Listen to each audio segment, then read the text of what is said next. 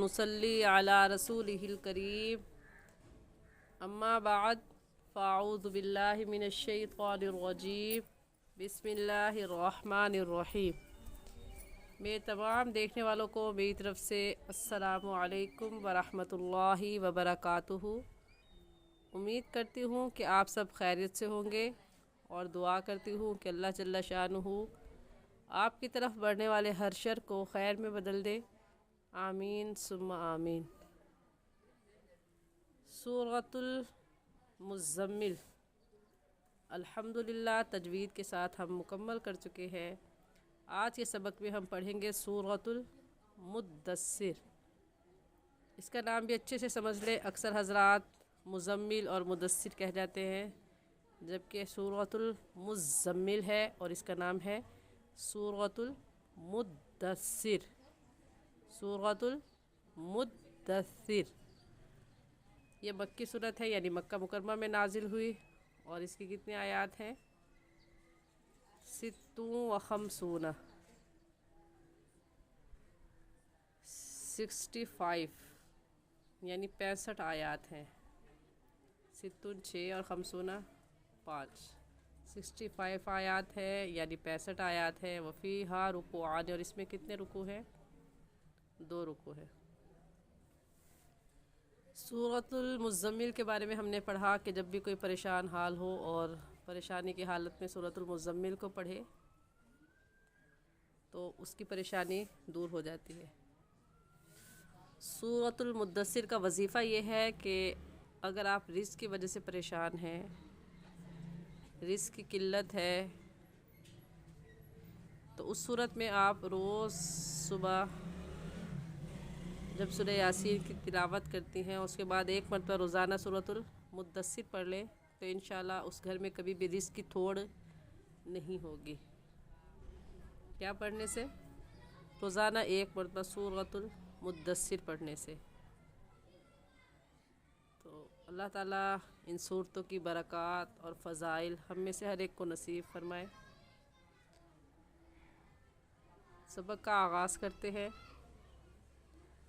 अऊज़ु बिल्लाहि मिनश्शैतानिर्रजीम। सूरतुल मुद्दस्सिर मक्किय्यतुम बिस्मिल्लाहिर्रहमानिर्रहीम। या अय्युहल मुद्दस्सिर क़ुम फ़अन्ज़िर वरब्बक फ़कब्बिर वसियाबक फ़तहिर। या अय्युहल मुद्दस्सिर में कौन सी मद है? मद्दे मुत्तसिल और मद्दे वाजिब। हमें कैसे पता चला? क्योंकि हुरूफ़ मद्दा के बाद हमज़ा इसी कलमे। हुरूफ़ मद्दा इसमें खड़ी ज़बर है और इसके बाद हमज़ा, क्योंकि जिस अलिफ़ के ऊपर ज़बर ज़ेर पेश आ जाए तो फिर उसे अलिफ़ नहीं कहते बल्कि हमज़ा कहते हैं। तो हुरूफ़ मद्दा के बाद हमज़ा इसी कलमे में है, इस वजह से इस मद का नाम होगा मद्दे मुत्तसिल। मीम ता स्वाद लाम। अक्सर हज़रात इसको गलत पढ़ जाते हैं, मुनतसिल या मुनफसिल। तो मुनतसिल नहीं है, मुत्तसिल। मीम ता स्वाद लाम मद्दे मुत्तसिल और मद्दे वाजिब। और इस मद को हम 4 अलिफ़ के बराबर खींच कर पढ़ेंगे, इससे कम या ज़्यादा नहीं खींचेंगे। ऐसे पढ़ेंगे या अय्युहल मुद्दस्सिर। हमने कल के सबक में पढ़ा था कि लाम अलिफ ला अगर आयत के अलावा आ जाए तो उस सूरत में ला पर ठहरना नहीं चाहिए बल्कि मिलाकर पढ़ना चाहिए। तो आज के सबक में हम ये पढ़ेंगे कि अगर लाम अलिफ ला आयत के ऊपर आ जाए तो फिर क्या करना है। तो इस सूरत में इख्तियार है, मर्ज़ी है, मिलाकर भी पढ़ सकते हैं और वक़फ़ भी कर सकते हैं। ठीक है, अब हम इसको दोनों तरह से पढ़ेंगे। अगर हम इसको इस पर वक़फ़ करते हैं तो वक़फ़ की सूरत में आखिरी हर्फ को क्या कर देते हैं? साकिन कर देते हैं। ऐसे पढ़ा जाएगा या अय्युहल मुद्दस्सिर। और अगर हम मिलाकर पढ़ते हैं, ठीक है, तो फिर हम ऐसे पढ़ेंगे या अय्युहल मुद्दस्सिर कुम फ़अन्ज़िर व रब्बक फ़कब्बिर व सियाबक फ़तहिर। एक सांस में पढ़ेंगे। और अगर वक़फ़ कर लेते हैं तो फिर हुक्म यह है कि जब आखिरी हर्फ को साकिन कर देंगे, और अगर पहले से ही साकिन है जैसे फ़अन्ज़िर में, तो उसको ऐसे ही पढ़ेंगे जैसे लिखा हुआ है। लेकिन आवाज़ और सांस, वक़फ़ की सूरत में आवाज़ और सांस दोनों ख़त्म कर देंगे और फिर नई आवाज़ और सांस के साथ पढ़ेंगे। अब आप वक़फ़ भी कर रही हैं और पढ़े भी जा रही हैं, ये गलत तरीका है। मुद्दस्सिर जब आपने कह दिया या अय्युहल मुद्दस्सिर, तो आवाज़ और सांस को ख़त्म कर दे।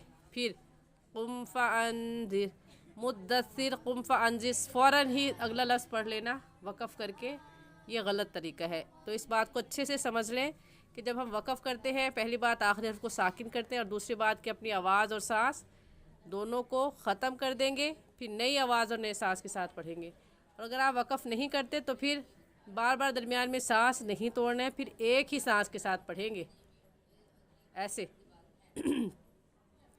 या अय्युहल मुद्दस्सिर कुम फ़अन्ज़िर व रब्बक फ़कब्बिर व सियाबक फ़तहिर।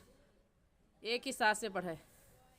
और अगर वक़फ़ करूँगी फिर ऐसे पढ़ूँगी, या अय्युहल मुद्दस्सिर कुम फ़अन्ज़िर व रब्बक फ़कब्बिर व सियाबक फ़तहिर वरुज्ज़ फ़हजुर। मैं उम्मीद करती हूँ कि आपको मेरी ये बात समझ में आ गई होगी। अगर आप कुछ पूछना चाहते हैं इसके मुतालिक या कुछ समझना चाहते हैं तो आप कमेंट में पूछ सकते हैं। कुम फ़अन्ज़िर में नून साकिन पर हम गुन्ना करेंगे, क्योंकि नून साकिन के बाद हुरूफ़ हल्की जो कि 6 है, हमज़ा हा आइन हा गैन खा, में से कोई लफ्ज़ भी नहीं आया। तो ऐसे पढ़ेंगे कुम फ़अन्ज़िर, व रब्बक में रा के ऊपर ज़बर है इसलिए रा को ऊपर यानी मोटा करके पढ़ेंगे। और मोटा करने का तरीका कि आपके दोनों होंठ गोल हो जाए। व रब्बक ऐसे, फ़कब्बिर व सियाबक फ़तहिर वरुज्ज़, जीम हुरूफ़ कलकला में से है, कलकला करेंगे। वरुज्ज़ फ़हजुर, हा हलक का आखिर जो सीने की तरफ है उससे निकलती है तो निकाल कर पढ़ेंगे। फ़ाह फ़ाह, हलक वाली हा नहीं निकालेंगे बल्कि सीने वाली हा है, साफ़ करके पढ़ेंगे।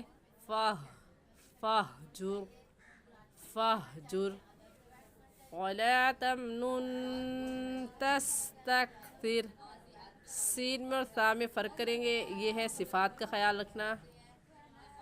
तो सीन की सिफत ये है कि सीन सीटी वाले हरूफ में से है, जब आप पढ़ेंगे तो सीटी की आवाज़ आएगी तस तस, और सा नरम हरूफ में से नरमी से तक फिर फिर, इसमें फ़र्क करके पढ़ेंगे, इसी को तजवीद कहते हैं। वला तमनुन तस्तक्सिर वलिरब्बिक फस्बिर। फस्बिर में रा से पहले ज़ेर आ गई है तो रा को बारीक करके पढ़ेंगे। और बारीक करने का तरीका कि आपके दोनों होंठ फैल जाए, ऐसे पढ़ेंगे फस्बिर। फ़इज़ा नुक़िर फ़िन्नाक़ूर,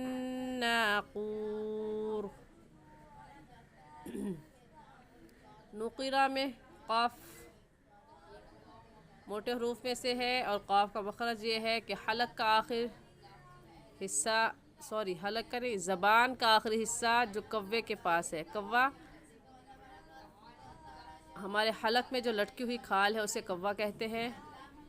तो हलक के आखिरी हिस्से को, जो ज़बान के आखिरी हिस्से को, ज़बान के, हलक के नहीं, ज़बान के आखिरी हिस्से को जो कव्वे के पास है, उस आखिरी हिस्से को ऊपर तालू यानी हलक में जब लगाएंगे तो क्या निकलेगा, क़ाफ। तो इसको ऐसे पढ़ेंगे नुक़िर फ़िन्नाक़ूर, क़ाफ की जगह काफ पढ़ना गलत हो जाएगा। फ़इज़ा नुक़िर फ़िन्नाक़ूर फ़ज़ालिका यौमइज़िन यौमुन असीर। ज़ाल के ऊपर खड़ी ज़बर है और खड़ी ज़बर को एक अलिफ के बराबर खींच कर पढ़ते हैं, ऐसे कहेंगे फ़ज़ालिका। यौमाइज़िन। इस तनवीन पर हम गुन्ना करने के साथ साथ इदगाम भी करेंगे। क्यों करेंगे? क्योंकि तनवीन के बाद हरूफ हल्की नहीं है बल्कि हरूफ यरमलून में से या है, तो हरूफ यरमलून आ जाए तो गुन्ना करने के साथ साथ इदगाम भी करते हैं। तो इस लफ्ज़ को यौमाइज़िन कहना गलत होगा और सही ये है कि हम ज़ाल को या के साथ मिलाएंगे क्योंकि इदगाम हो रहा है। ऐसे पढ़ेंगे यौमाइज़िन, यौमाइज़िन यौमुन आसीर। यौमुन की तनवीन पर हम गुन्ना नहीं करेंगे क्योंकि तनवीन के बाद हरूफ हल्की जो कि 6 है, हमज़ा हा, आइन हा, गैन खा में से आइन आ गया है, तो हम गुन्ना नहीं करेंगे बल्कि जल्दी से पढ़ जाएंगे यौमुन आसीर, फ़ज़ालिका यौमाइज़िन यौमुन आसीर।